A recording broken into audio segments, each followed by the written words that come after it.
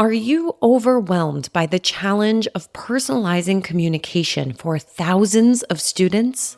That's where Element 451's AI assistants come in. From nudging prospective students to guiding those already on their journey, AI assistants don't just automate, they write, build, and optimize every step of your digital campaigns. Discover how at element451.com/AI team.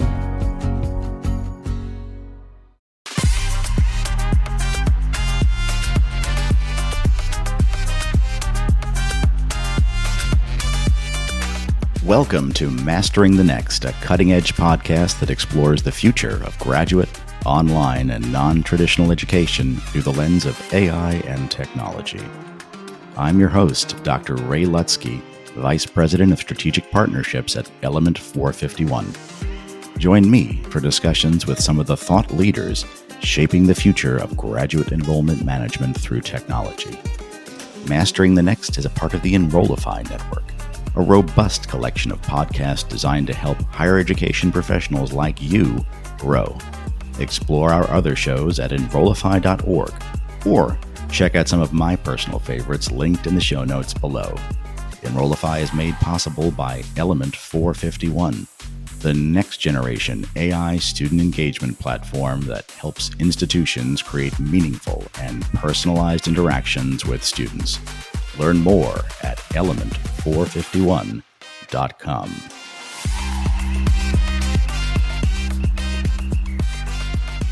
I'm thrilled to welcome MJ Knoll-Finn, Senior Vice President for Enrollment Management and Student Success at NYU, to discuss a pressing topic in higher education today, the role of artificial intelligence in student support. As AI continues to reshape various aspects of our lives, NYU is at the forefront, integrating these technologies into their student services. Today, we'll explore how NYU is leveraging AI to enhance student success while maintaining their commitment to a human-centered, service-oriented approach. MJ, it's so wonderful to have you here. It's great to be here. It's nice to see you, Ray. Good to see you too. What's next for AI in student-centered support at NYU, and what tools are you incorporating into your approach? Yeah, it's funny. We've been talking about AI. We have a wonderful community at NYU that does a really good job of connecting practitioners, faculty, and lots of different folks across the university in conversations about, first, what is it? Because a lot of folks don't even know what AI exactly is. And one of my really good colleagues, Clay Shirky, calls AI the co-pilot. And I love that term because I think that in a lot of ways, for us right now where we're at, AI is the co-pilot. Because when you talk about human-centered work, what we see it doing is augmenting some of the work that humans have had to do that don't allow them to connect with other people, and most particularly for us, it's students. Although sometimes it's with each other as well. I mean, we're a community of practice trying to help our students succeed, particularly in my areas, and our partners in student affairs. And so the work of having to do some of the kind of writing or the ways we're trying to help target students that might need support or try to get through some of the more mundane work that might have to do with data entry, AI can help with some of that. At least we see it as a possibility to help. We're not using it everywhere, but we're exploring it everywhere. How do we make sure we can, and where can we? And I think for us, where we've really very quickly kind of stepped in is we're a university of 66,000 students, more than that actually. And we, in admissions at the front end, also get over 120,000 applications for admissions just at the undergraduate level. That doesn't include any of our graduate or doctoral programs. That's a lot. That's a lot. And for a place that values people, we really do. I mean, so many of our solutions before we really had good technology and data was just people. Just have a lot of good people. I've never met a person. I really haven't. I've been at 10 years, coming up my anniversary at NYU in November. I have never met a person at NYU who doesn't care deeply about the people that they work with, whether it's students or their colleagues or faculty members. That's not our problem. Our problem is that mundane work or the stack of work when you have so many students that you need to work with to be able to do that, to be able to connect to other people, be able to do the kind of work that we know needs to happen. And we're global. And so we also have students whose native language may not be English. And so trying to also be respectful, and their parents, particularly when you're working with students, may not speak English. And so where we delved in first was chatbots, because we thought, we know we get a lot of phone calls. So you can imagine, with that many students that we're serving who are current students and that many students who are looking to be at NYU, trying to find a way to service them in ways that might be meaningful to them, get them what they need quickly, and allow for the more complex interactions to happen between people. That's where we started. And we're learning. We've been doing it for a year now. So this will be our second year going into this. And I think it's doing a lot of really great things for us. For one, it's 24/7. And as much as I'd like to think we do have staff all over the world, actually there are moments when we're all sleeping at least a little bit, I think. And also, staff all over the world does not mean you have the size of, enough people to be able to manage those calls in meaningful ways, or those emails. So AI lets us really in real time, through our chatbots at least, answer questions that students may have, and it learns as it goes. It wasn't very smart, to be honest, when we started. I mean, it's sort of, you get what you get, and then it has to learn. So in the beginning, it had a lot of human intervention to sort of make sure we could nudge it in the right directions, understood when it might be culturally off, or might be, in any other way off in terms of bias. We still spend time watching what it's doing and trying to understand it. But it has allowed us to reduce calls. It's at least the amount of the waiting to talk to somebody. And certainly when it was an overnight, the need to have to then return calls.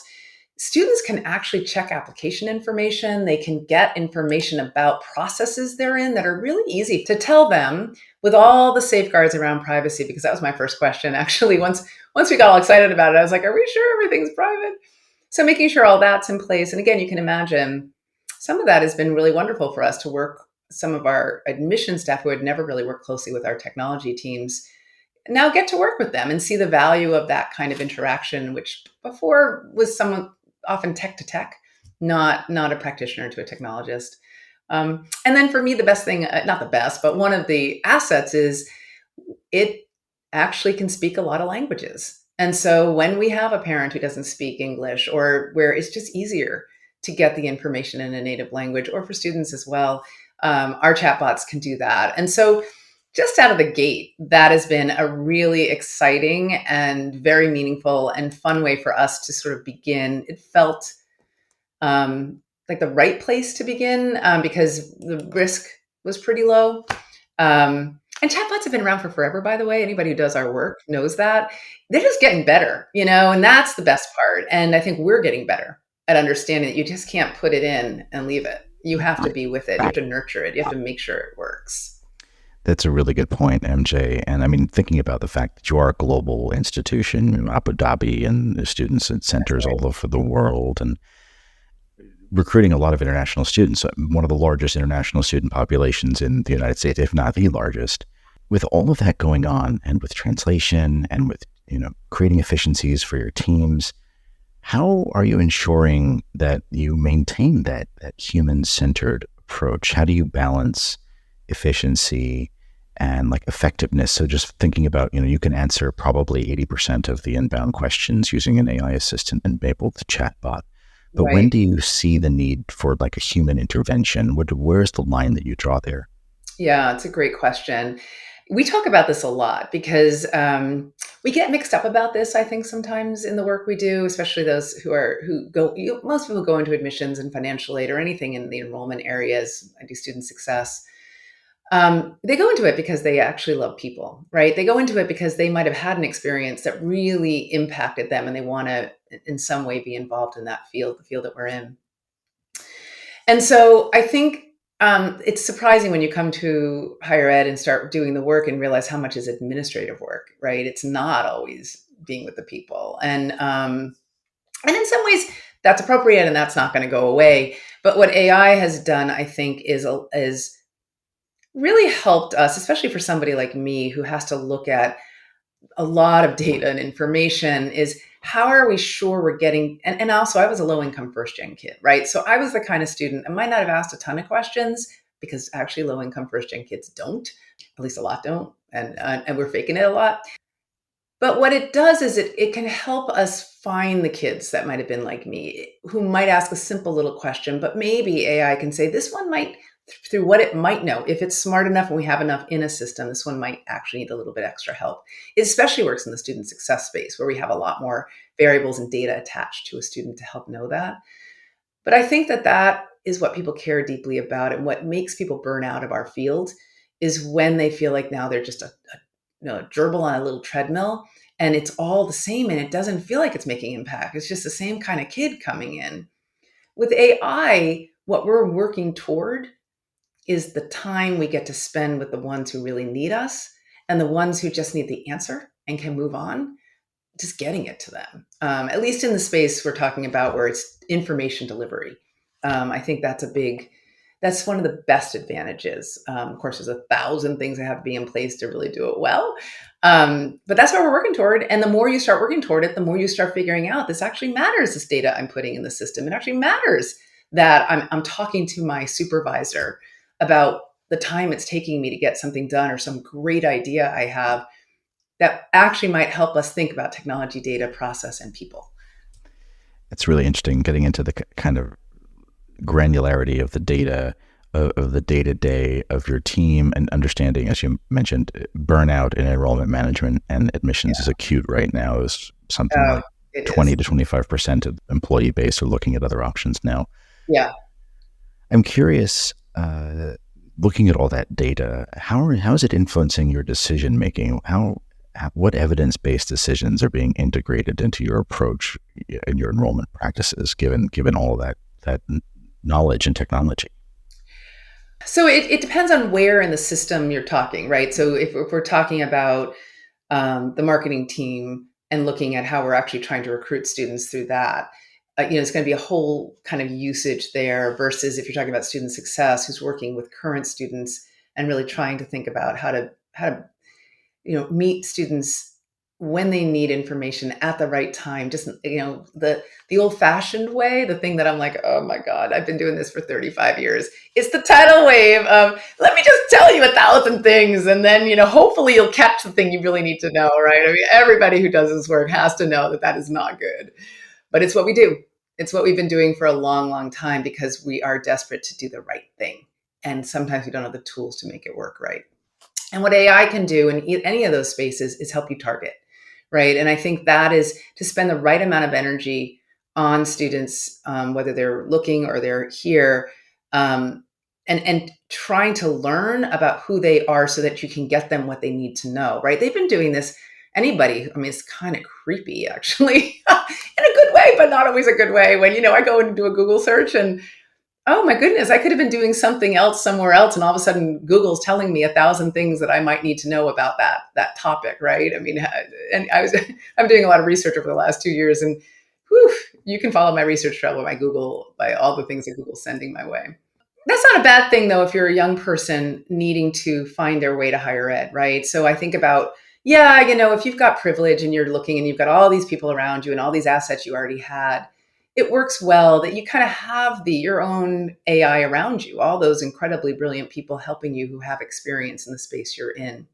But if you're a first gen kid or you're a student who is from another country and you're trying to figure out your way to a place like NYU, AI can be a beautiful thing because it can help us find each other, right? It can help us in a way when you're kind of lost in the forest. AI can be a light to help you see something. And that's how we're thinking of it and trying to figure out what's the outcome when we do a campaign. Did we get who we thought we might get, right? So did AI help us? Did it help get the messages right? What messages are working?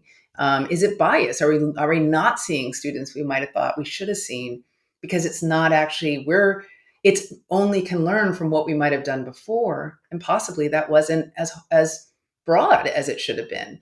We're doing a lot of conversations at NYU right now about what's the value of coming to a place like NYU, right? Now, anybody could do this. I worked at many institutions, but when I think about NYU, there's a lot of different kind of people with a lot of different backgrounds, right?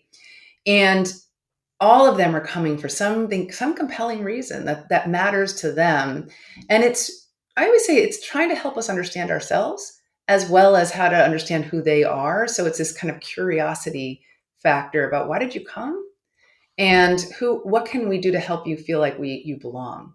And AI can supercharge that because it can take a lot of information and help you kind of at least nudge you toward the answers to some of those questions. It can't always answer them. I think that was the thing in the beginning. Everyone thought we were going to go away. I was like, oh no, the humans really have to make all this work. But anyway, I love it because it works in New York because we're so supercharged anyway. So, but it supercharges us and it gives us a chance to really think about the meaning of what we do, not just the actions that we have to do, right? That's what I think AI is, the sweet spot. It can help you kind of find that faster. Hey, it's Dr. Ray Lutsky. Element 451 is hosting the AI Engage Summit on October 29th and 30th. This free virtual event features many of your favorite Enrollify creators and will explore AI's impact on student engagement, enrollment marketing, and institutional success. Learn how to tap into the power of AI to turn data into actionable insights, utilize predictive analytics, and monitor and support student performance. Plus, hear directly from current students on how AI is influencing their engagement and campus life. Don't miss my session, The New Traditional Students, online, working, and skills focused, on October 29th at 1 p.m. Eastern. The AI Engage Summit is your guide to understanding and applying AI at your school. Registration is free. Visit element451.com to save your spot. Now, back to the show.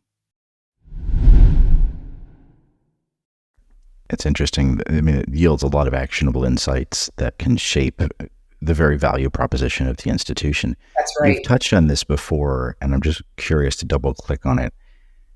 You've got a lot of folks working in these technologies at NYU all over the world. What have been some of the biggest challenges in training, say, your enrollment management team to understand and effectively work with AI tools? I'm going to step back for just a quick sec, but it has to do with AI. We have completely reorganized how we're thinking about the work we do. So it's that data, technology, process, people kind of equation that or series of categories that are completely interconnected. And what we're looking at is when AI was coming our way, and of course we've been using, and you know this, Ray. We've been using, as anybody who does our work uses, regression models and, data, linear model. Come on, you can't do this work and be successful if you're not using data. But nobody was ever writing my memos for me. Like, that is cool. But again, who are we in that kind of, when those things happen, what do you take your time and then do? But what we've been looking at is skilling everybody up. So we've been looking at, one, how are we using data? We're doing a big gap analysis right now because we talk a lot about decision making and using data. And again, this has to do with AI because AI is being fed by all of the data and all of the it's being fed by information. So information management at NYU is a big topic. And in my area, this what we call GEMS, Global Enrollment Management and Student Success. This is the project that we are working on around how to make sure we're skilled up, being very open about learning from each other. A lot of young people have great ideas. A lot of frontline people can help us understand how we can make this work better for them and get them back, not burning out, feeling like they can actually achieve a lot and learn something in the process, skill up, and feel like we're supporting them, because we are and we want to, but we need to all look at it together. What I love about what's happening with AI is it's bringing your technology, your practitioner, kind of your sales force, let's say in admissions. It's bringing the faculty in, it's bringing in, and then data, right? And then process, because half the problem is our processes, right? The processes might not happen at the right time. And with AI, it can actually help. It can help us augment. It can help us think about, oh, maybe we need to rethink this, and AI can supercharge that, the order at which we do things. So we have a new position, and that position is looking at, and we're combining bias training with staffing and what we call, this kind of skill up training, because it's all intertwined, and it kind of we actually can learn in our human way and what we can see in the technology. The problems in the technology are actually not that unlike the problems in the humans. So we're sort of doing, I love it. It gets me excited about the work we're doing because I feel like it keeps us curious, and it keeps us always trying to tinker with this thing we do that is pretty profound, which is gatekeeping, or trying to make sure that we can support and keep students who are with us. And both feel profound to me. Both feel really ethically like this is a big deal, and we got to make sure we're using all the tools we can to make it work. You mentioned a lot of cross-functionality that has to Yes, happen there. And I think you have a cross-functional working group we do. on AI, data, and technology tools at NYU. Yes. How has that contributed? And given the collaborative nature of what you're talking about here, kind of building off of that, how has that contributed to better utilization, or what are the outcomes? When we do examples, like what you've asked for, kind of like what are the ways that you're doing it, right? When we start to use real examples with people, from anything from storytelling and how we use AI in storytelling, to the way we use it in decision making with data, and also then push outreach, like a CRM, where you can use AI to try to help you both write and also seek the students who might need you. What's been really fun for me is I feel like staff feel less like they're just a cog in a piece of machinery, because you bring in we do a lot of work. We have done this for years, where you're bringing people into a room who don't all work together all the time. But you need it. What we talk about this, as we debrief, was it working? Is it not working? You need something you're working on, right? And AI has given us this ability, because it's come at a time when I think there is something you can do. It's a tool. So it's allowed us to use some of the ways that we can think through. Might AI help us solve this problem? And then everyone's going to talk about their part of it. So those cross-functional groups, I think, have really allowed us to both see who the superstars are within our organization, but also really it has supercharged the superstars. I mean, we have more of them because people are more engaged. They're talking like, oh, there's so much more to this work than just what I started with, which could have been at any point in the process.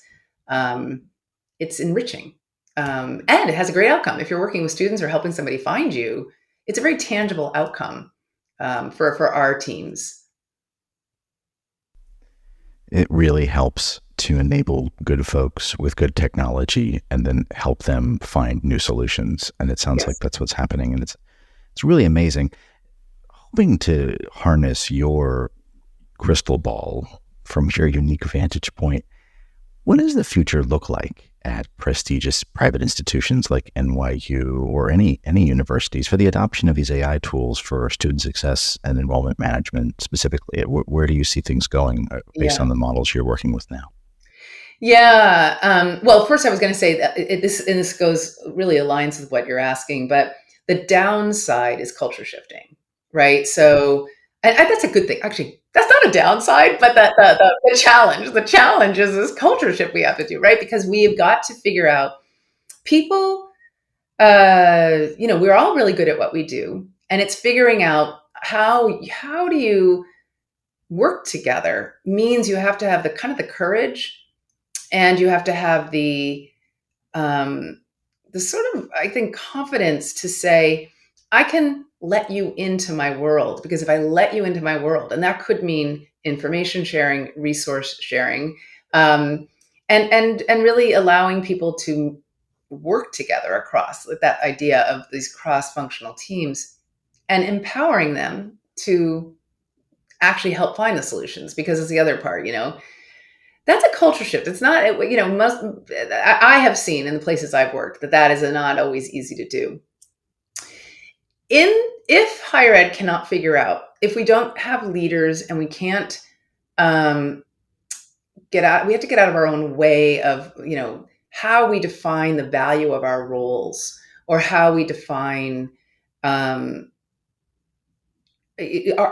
fear of AI. In a world where we need to be less fearful in general, AI should be a safe place for you to be able to start using that muscle, and be willing to fail, be willing to step in it, and figuring out, I think higher ed has to figure out how to be willing to fail in these spaces, not in a lab and not in a research space, but in real time in the work we do. And so in the future, I think a lot is going to have to do with whether or not we are able to embrace that. And those that can will win. I really think they will. Those that are willing to move in that space will absolutely be the ones that are starting to make they will get ahead. And I'm telling you right now, AI is a speeding train. And what I love about AI is it can be bespoke. And I do think it will be used in admissions. I do think I've always felt like that. It will start to be used as an augment, again, a co-pilot in admissions process, certainly a co-pilot in how we think about marketing and communication. But a co-pilot means there is another human trying to make sure it's aligned and correct and ethical and all of the things that are, I think, incredibly important to the work. But I see it moving, and I see we're never in lightning speed in higher ed. But I do think I do see people like us. I do find enrollment managers tend to, on an administrative level, tend to be fast adopters because the stakes are high for the work we do, both attracting students and keeping them. For most of us, we work at institutions that rely on those students being there. So for that reason, I think this is a space where I work and live that will see it adopted probably more quickly than in other spaces. Big challenges, big opportunities. I'm looking forward to seeing that happen in higher education. MJ Knoll-Finn, Senior Vice President for Enrollment Management and Student Success at NYU. Thank you so much for your time.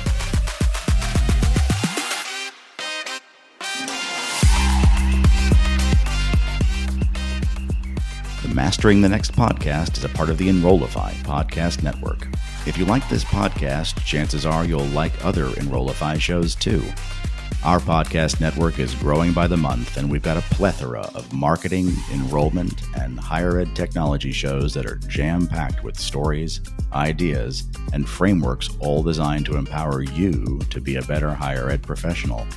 Our shows help higher ed marketers and admissions professionals find their next big idea and feature a selection of the industry's best as your hosts.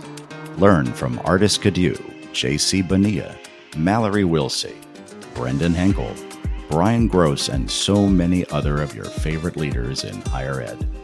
Enrollify is made possible by Element 451, the next generation AI student engagement platform helping institutions create meaningful and personalized interactions with students. Learn more at element451.com.